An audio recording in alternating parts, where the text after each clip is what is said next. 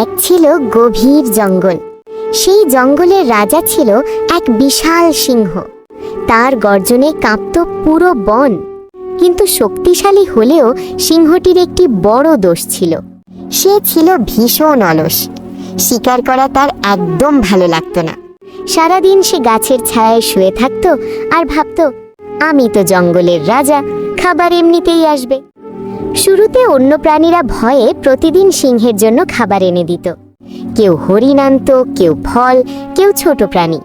সিংহ খেয়ে আবার ঘুমিয়ে পড়ত। সে কখনো ভাবত না এই ব্যবস্থা চিরদিন থাকবে কিনা। দিন যেতে যেতে প্রাণীরা বুঝতে পারল এভাবে চললে তাদের নিজেদের পরিবার না খেয়ে মরতে হবে। তখন তারা সবাই মিলে সিদ্ধান্ত নিল আর সিংহের জন্য কেউ খাবার এনে দেবে না। পরের দিন সিংহ ঘুম থেকে উঠে দেখল খাবার নেই। সে রেগে গর্জন করল, কিন্তু কেউ এলো না। ক্ষুধায় পেট চৌ চৌ করতে লাগলো। তবুও অলস সিংহ ভাবল, আজ না এলে কাল ঠিকই আসবে। কিন্তু পরের দিনও কেউ এলো না। তৃতীয় দিন সিংহ আর সহ্য করতে পারল না। সে কষ্ট করে উঠে শিকার করতে বের হলো। কিন্তু এতদিন কিছু না করায় তার শরীর ভারী হয়ে গেছে। দৌড়ানোর শক্তি নেই। হরিণ দেখেই দৌড় দিল, কিন্তু কয়েক কদমেই হাঁপিয়ে পড়ল। হরিণ পালিয়ে গেল। সিংহ তখন বুঝতে পারল তার ভুল। সে ক্লান্ত হয়ে একটি গাছের নিচে বসে পড়ল। ঠিক তখনই এক বুড়ো কচ্ছপ ধীরে ধীরে হেঁটে এলো। কচ্ছপ বলল, রাজা, শক্তি শুধু শরীরের নয়, অভ্যাসেরও। যে কাজ করে না সে একদিন দুর্বল হয়ে পড়ে।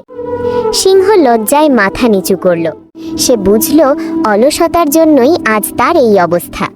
সেদিন থেকেই সিংহ সিদ্ধান্ত নিল আর অলস থাকবে না। প্রতিদিন সে একটু একটু করে হাঁটতে শুরু করলো, তারপর দৌড়ানো, তারপর শিকার। শুরুতে কষ্ট হলেও ধীরে ধীরে তার শক্তি ফিরে এলো। অন্য প্রাণীরাও দেখল সিংহ এখন নিজেই পরিশ্রম করছে। তখন তারা আর ভয় পায় না, বরং সম্মান করতে শুরু করলো। কিছুদিন পর সিংহ আবার আগের মতো শক্তিশালী হয়ে উঠল। কিন্তু এবার সে আর অলস নয়, অহংকারীও নয়। সে সবার সঙ্গে ভালো ব্যবহার করতে লাগলো।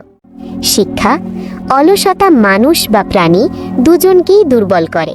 পরিশ্রম আর অভ্যেসই সত্যিকারের শক্তি।